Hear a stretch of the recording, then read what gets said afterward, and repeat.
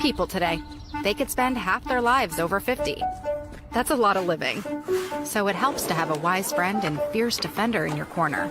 A friend like AARP. So your health lives longer. This is just slow-mo karate? Just slow-mo karate. Your money lives longer. I just bought that. I just sold that. And your happiness lives longer. That's why the younger you are, the more you need AARP. Join today. Welcome to AARP Illinois' virtual event. It's so wonderful to have you with us.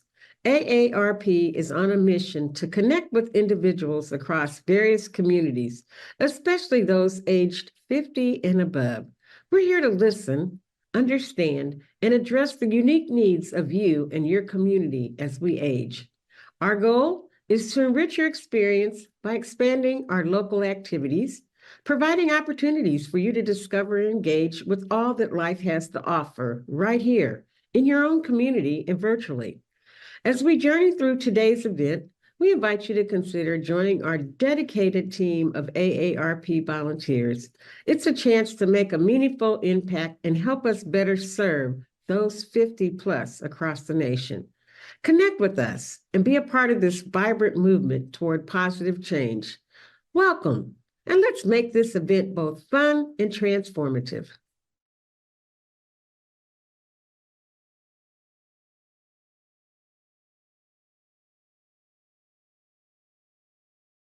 Hello, I'm Shartae Robinson, Associate State Director of Advocacy and Outreach for AARP Northern Illinois. AARP empowers people to choose how they live as they age. More than 100 million Americans are 50 or older, and people want their money, health, and happiness to last as long as they do. We are a wise friend and a fierce defender, focusing on priorities of older Americans. In honor of Women's History Month, AARP Chicago proudly presents a conversation with the living legend, Chicago's royalty, Dr. Carol L. Adams. But first, I'd like to introduce Deborah Farmer. She's a Chicago native and now thriving in Atlanta. As founder of Brown Farmer Media Group, she provides strategic media counsel to diverse clients nationwide. With a background in TV broadcasting and community engagement, Deborah bridges gaps between media and underserved communities. A passionate advocate for adoption, she's a devoted mother and author. Deborah's also a curator of chic accessories while empowering others through her brand. Actively involved in Black women entrepreneurship and community chambers, Deborah's making waves in Atlanta's cultural scene while serving at New Birth Missionary Baptist Church. Welcome, Deborah.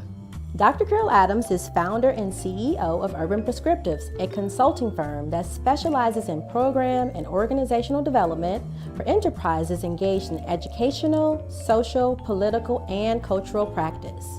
Her past positions include President of DuSable Museum, Director of African American Studies for Loyola University, Executive Director for House of Blues Foundation, Director of the Center of Inner City Studies at Northeastern Illinois University, and Secretary of the Illinois Department of Human Services.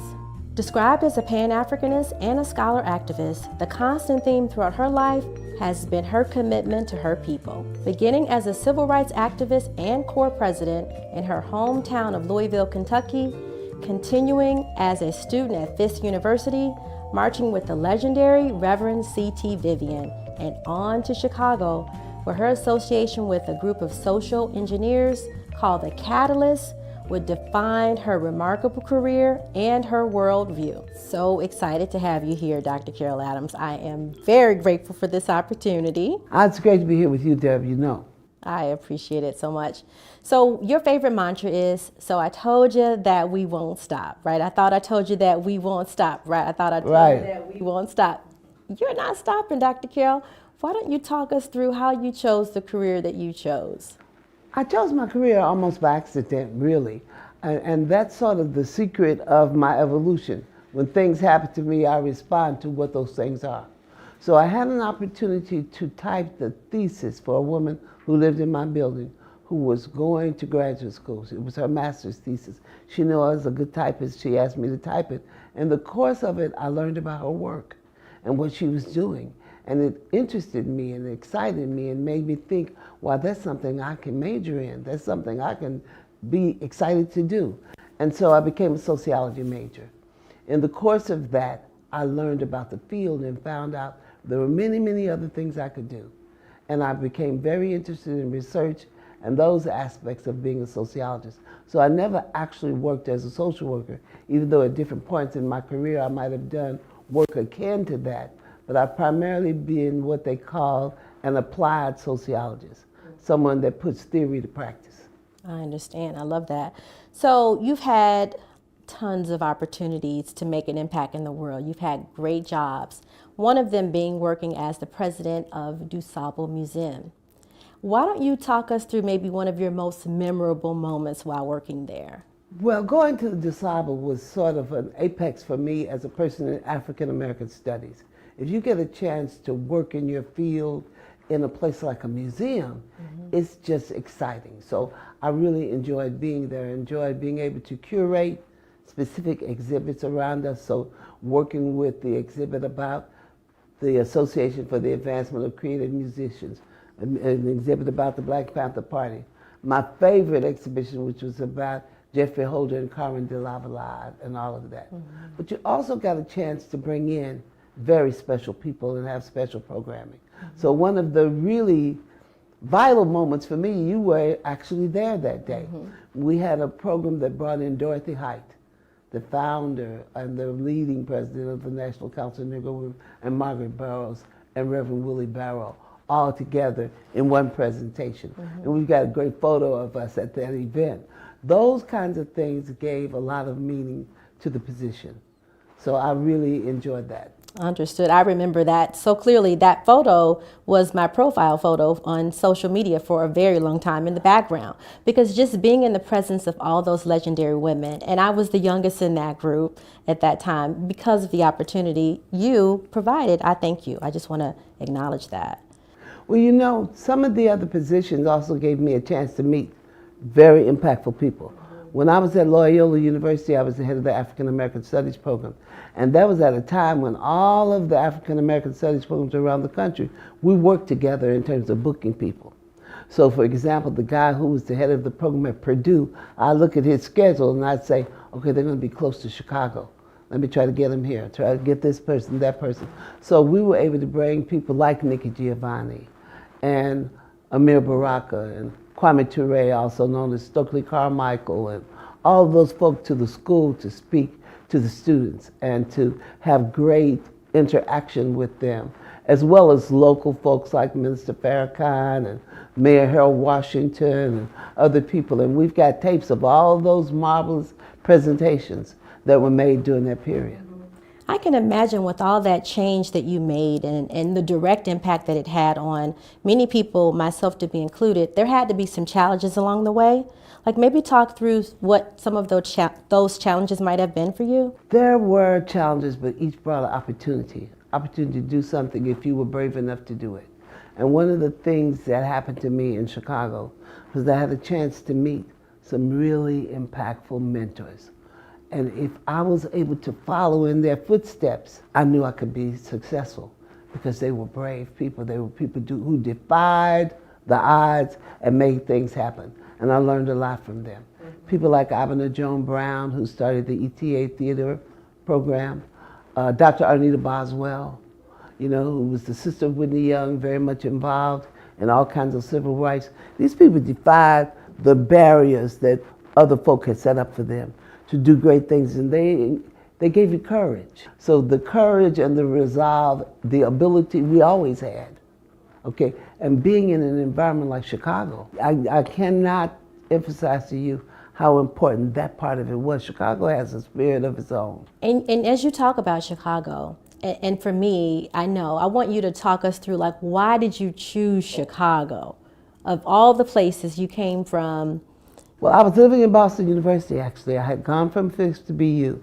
And my idea was that I was going to stay there throughout the doctorate. I was going to graduate school at BU. Boston in the mid-60s was not a race-friendly person. And I encountered a lot of racism there. and I didn't like it, and I didn't want to stay. And I was from the South. I had spent all my life in the South. So I was shocked. I wasn't expecting this in the North. I wasn't expecting N-word go home signs on my door of my apartment and pictures of guns and all kinds of things that were happening and being followed and all that. So I decided I wasn't going to stay, that I was going to finish the master's and then go somewhere else. So the University of Chicago was seen as the home of, is seen as the home of American sociology. So in the back of my mind, it was like, okay, I could take up my studies and finish there. So I started looking for a job in Chicago. And I started seeing how much opportunity was here. In the American sociologists, where I always would go to look for jobs, lots of them were in Chicago. So I started doing research. I had never been to Chicago in my life. I found out it was 1 million black people in Chicago. I said, I'm on the way. So I decided to come here, okay? I didn't know anybody, at least I didn't know that I knew people here at the time. So I stayed at the YWCA that was located in Dearborn and Oak, right in the middle of the Gold Coast, and came to Chicago September 1st, 1966. I'll never forget it. I love that so much. I love that so much. Thank you for sharing that again. I've heard that a lot of times. I appreciate it. So let's talk through like achievements, right? So when you think about your career, think about opportunities that you've had, what might have been one of your biggest achievements and why? Well, I guess big opportunities, because without the opportunities, you can't make the achievements, okay? So being able to work at the Center for Inner City Studies at Northeastern Illinois University was a very impactful thing for me, because I met some of the most impactful historians that you will ever know. I was able to work with people like Dr. Anderson Thompson, Dr. Jacob Carruthers, Gloria Lattimore Peace, Dr. Nancy Arnaz, Sonia Stone. So being able to get in that environment and learn gave me a chance to act on my ideas. That's what they taught you, how to make your ideas come to life, not just to have them. The things didn't just have to be theory. We could put things into practice. We could make change. People like Conrad Worrell, who was also my colleague there, you know, Robert Starks, everybody, we did things. We put in work. We didn't just write papers and teach classes. We were a social laboratory all by ourselves, you know. So when you get a chance to work with other people like that, everybody stimulates everybody else. It raises all of us higher, you know. Our sum was definitely greater than the sum, our total was greater than the sum of our parts. So Women's History Month, let's talk about what Women's History Month means to you personally. Well, you know, I think these times are a time for us to highlight achievements and what have you. But just like I feel about Black History Month, it's 365. It's our time all the time. It's our day every day. But it gives us a chance to call into high relief some of the major things we did. So for me, I always have to look at the real pioneering women, you know, those who were strong enough to bust us out of any situation. And I think we have to look at that at a time like now, okay? This is a time for the Harriet Tubman in you to come out.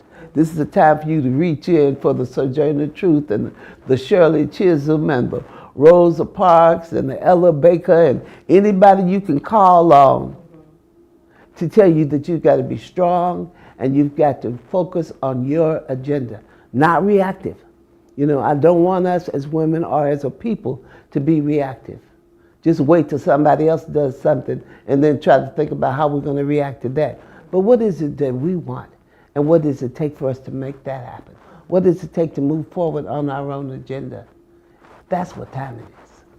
That's amazing. You mentioned a lot of women just now. Is there any one particular woman that made a direct impact in your life? Oh, yeah. And why? I actually had the big three for me in Chicago. Again, Abner Joan Brown, a woman named Juanita Passmore, and Arnita Boswell. Okay, all of them very strong, directed, purpose-driven women.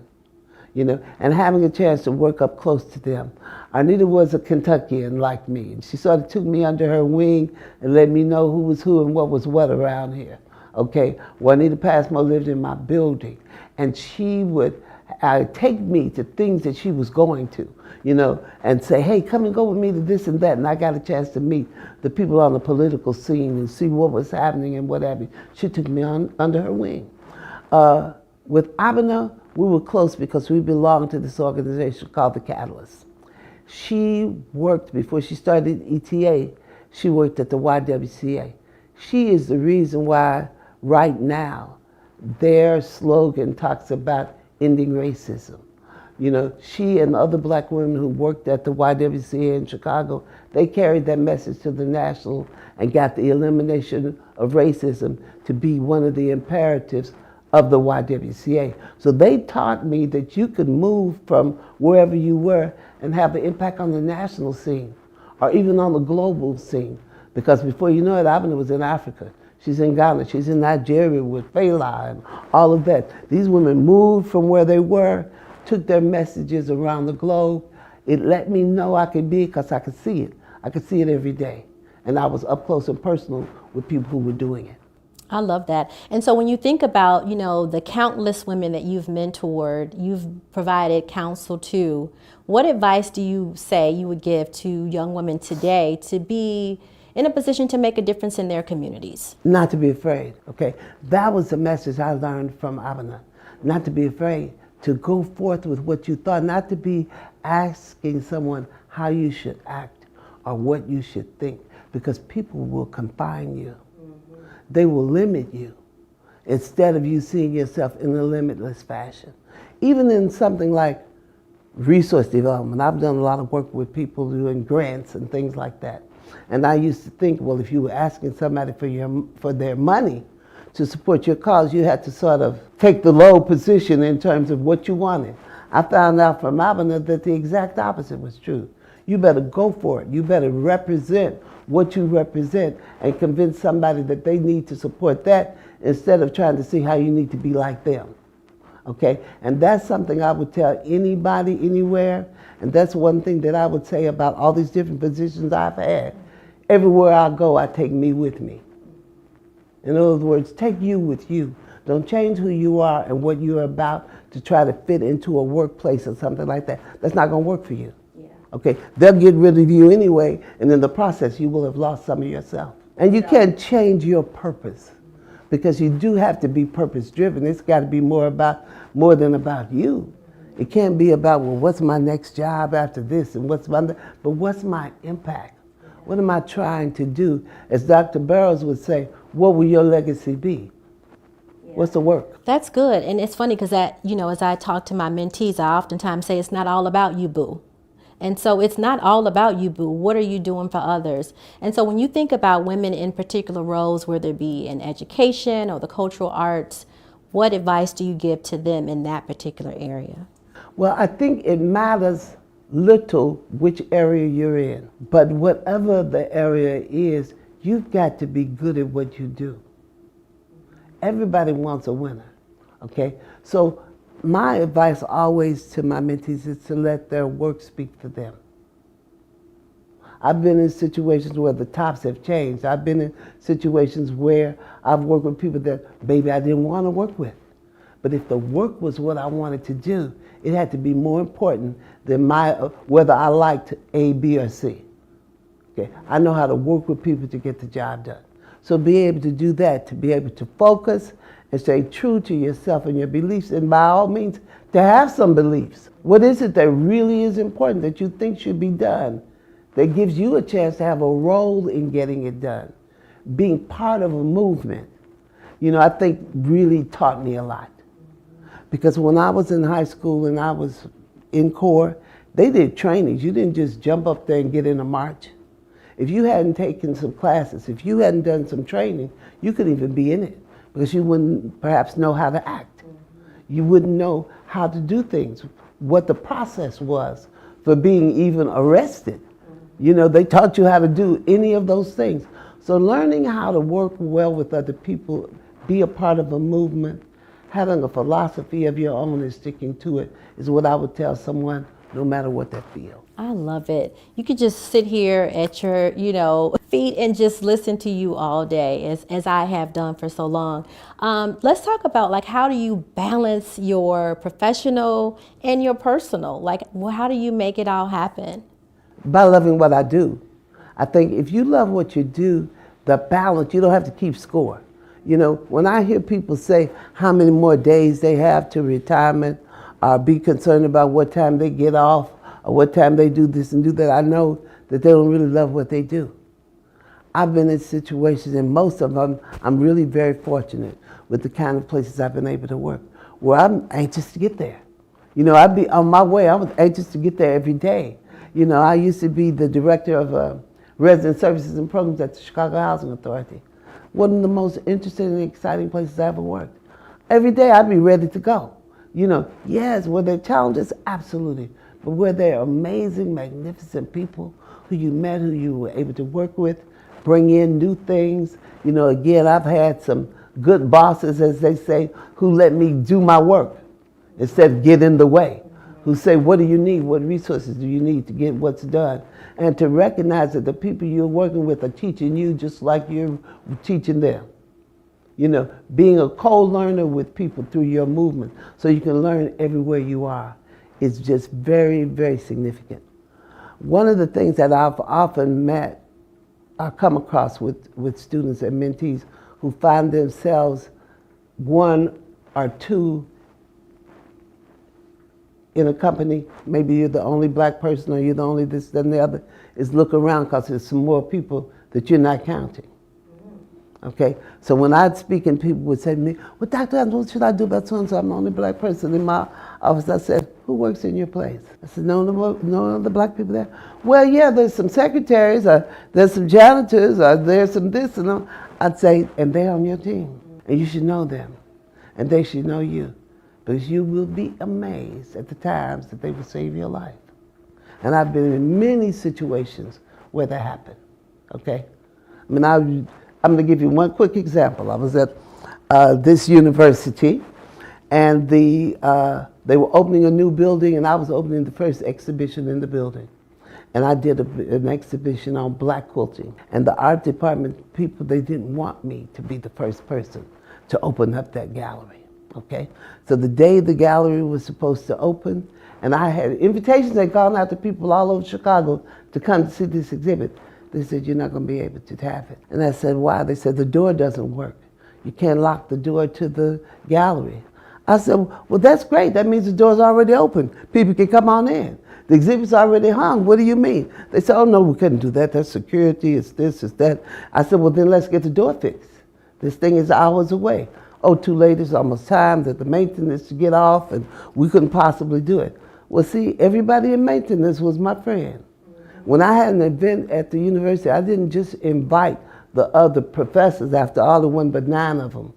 I'd invite everybody from the maintenance, the secretaries, all that. So I called up my friend in maintenance. I said, they said the door doesn't work and that it won't, you can't get it fixed in time. He said, we'll fix the door. He said, and guess what? We'll stay till the event is over. So that whatever, blah, blah, blah. So they said, oh no, we don't have time to pay them overtime. They said, we'll stay for free. Yeah, because they were on your team. Exactly. So there were no more excuses and we could move ahead. But the point is, recognize that you didn't get where you were because you were the smartest black person that ever existed. You got there because of all the work that everybody else put in and is still putting in for you, and you got to put on for them.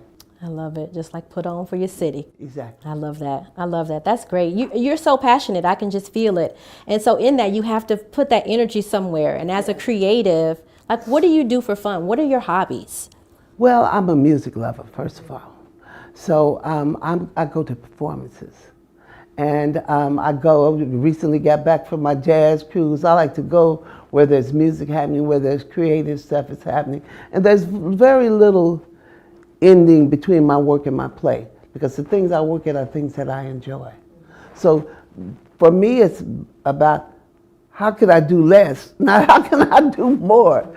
I keep everybody going around me because there are too many things I'm excited about doing that I want to do. So I like reading, I like anything that has to do with spoken word and people performing and music. And I'm a coach's daughter, so I love sports and going to the athletic events, all of those things I love. I love it. And so with that, you have a membership with AARP. How have those benefits, worked for you? Well, I'm enjoying, now when you're in the AARP, they take you so young, you can say you're still young. So when I see the AARP do sponsor something like, the chosen few and all of that, I say, well, listen, I'm in good company. I can be cross-generational. Now me and my friends call ourselves the Queen Agers. We had a special, we Queen Agers. We reached the Queen status, we've been around long enough, but we still like to have fun. So we go out, we get together, we go to events, we may go work out or go to a spa or whatever, but it's all fun, and again, you don't have to quit. So you talk a lot about the catalyst and you seem pretty passionate about it. Can you tell us more? Well, my very first job in Chicago, I worked at a place called the Welfare Council of Metropolitan Chicago. And I was invited to go to a meeting. This is after the assassination of King and all kinds of things are going on. And this is as people are working in jobs, black people are working in social work jobs all over the city, but all the agencies are headed by whites. All the boards are headed by whites. And they decided to have a meeting. And I was invited to the meeting because I worked there. And the meeting was at Abner Joan Brown's house. And the meeting was called Bashir, Al Raby, and Warner Saunders. It was a game changer for me because it gave me a chance to meet these people who were movers and shakers. They were already doing things. I'm on my first job ever, so I'm very young in my career when I meet them. And they are bold about the things that they're doing. And so they determined, look, we're gonna call together not just people in social work, but teachers and other people who are in situations where we're doing things, but we're not calling the shots. And we're gonna say that we're not happy with the way this is going, and we're gonna change it. So I was like, wow, y'all gonna say that to your boss? They say yes, and you're gonna say it to yours.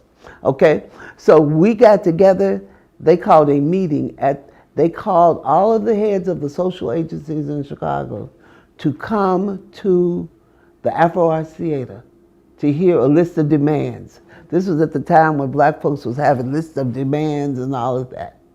And we gave them something called our black bag. And we said that the way things have been going so far, they're not going that way anymore. We don't work for you. We work for our community. And we're going to respond to our community, not respond to you. And we're not giving our money to the United Way and all that stuff anymore. If we can't call the shots about who gets the funding, we're not going to do that. You can't automatically take money out of our checks for these things and we don't have any say so. It gave rise to things like the Black United Fund and all of that. But I was just encouraged by these people who were so bold to say what and when and where. And all of our materials looked spectacular because Vince Colors was part of the catalyst. And he had the Vince Colors ad agency, okay? So he would invite us, some of us to come. We would volunteer after our work. We'd go to the agency and work on the campaign and the marketing for the work that we were doing in our communities, in our neighborhoods. So I was able to see people like Vince Colors, Larry Shaw, later on Burrell, Emmett McBain, all of them create messaging. They worked not just for companies. You might think about them for their corporate, but they did a lot of work for their community, a lot of work for the neighborhood. And being able to do that gave me a new skill that I didn't even know I had when it came to coming up with taglines and stuff like that. And that transitions us perfectly into the next question, social marketing. You're known for your taglines for major campaigns for the police department, fire department. We can think of all these 8 city agencies. Talk to us a little bit more. Well, if you are involved in program development, you've got to think about how you're going to sell it. What are you going to do? What's going to tell people and make people want to get engaged with you? And so people didn't at first come to me for taglines. They came to me for community engagement. But as we would start to talk about it, I would think, well, why don't we say this? Or why don't we say that? And so that's how it emerged. Probably the one that has had the longest life is one that I did when I was asked to work with the ceasefire campaign. And we were thinking about how can we message the imperative for the black community to get involved in trying to stop this shooting and trying to stop the violence. And people were coming up with all kinds of messaging. And I said, what would appeal to anybody in our community? Whatever side of the law they were on.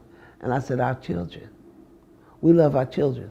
No matter who you are, you love your kids. So let's talk about how this is putting our children at risk. So Don't Shoot, I Want to Grow Up lasted for years, was translated into multiple languages, all of that. And I always considered it one of the most impactful. For the Obama campaign, the Bring It On Home was sort of an easy one because I always thought about, hey, you need to come to Chicago. Chicago's the place that made you a president. You had to get there from here. So come on back home with this music. We were competing with Chicago. Chicago was competing with New York and Hawaii. I said, it's got to be Chicago. So I thought about Sam Cooke, a Chicago artist, okay, who said, bring it on home to me. And I said, hey, that's it, bring it on home.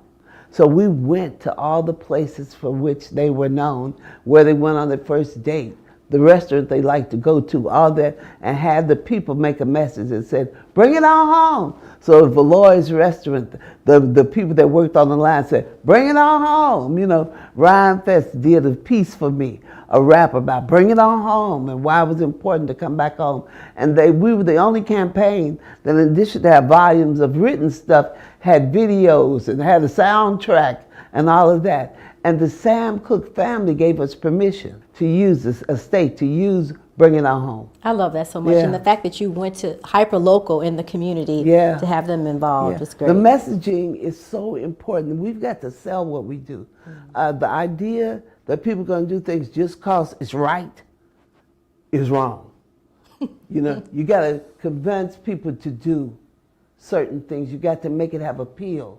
Make it have some excitement, give it some magic. I love it. I love it. Anything else you want to add? Anything else we need to know? Any other gems you want to drop? Well, again, just about being true to yourself, your people, your cause, your community.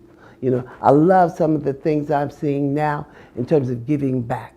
When you see some of the performers, the athletes, going back to their own neighborhoods, working on things in their own community, investing in their own communities. I want to encourage our people to do that. I want to encourage our people to work together as family and look at things like family credit unions and you co-investing as family members. I see people individually poor who could be collectively rich because they don't get together, have family meetings, think about how to work and what to do and how they might move together. I'm inspired by that, by my father's fathers and their generations, you know, which is why I'm so excited about this book where people talk about their fathers and what we did and what they did, okay? My father's father was one of 7 brothers that migrated from Louisiana to Kentucky because they learned that you could homestead land there and they wanted land. The 7 of them made that decision together to move together. This notion that everybody has to work as an individual and you do or do not do based just by yourself is something that we need to dispense of and really see the power of our collective thought, action, and movement. Thank you very much, Dr. Carol Adams, for this opportunity. And thank you. I really appreciate it. Thank you, AARP Chicago, for this opportunity to share one of Chicago's royalty with its members.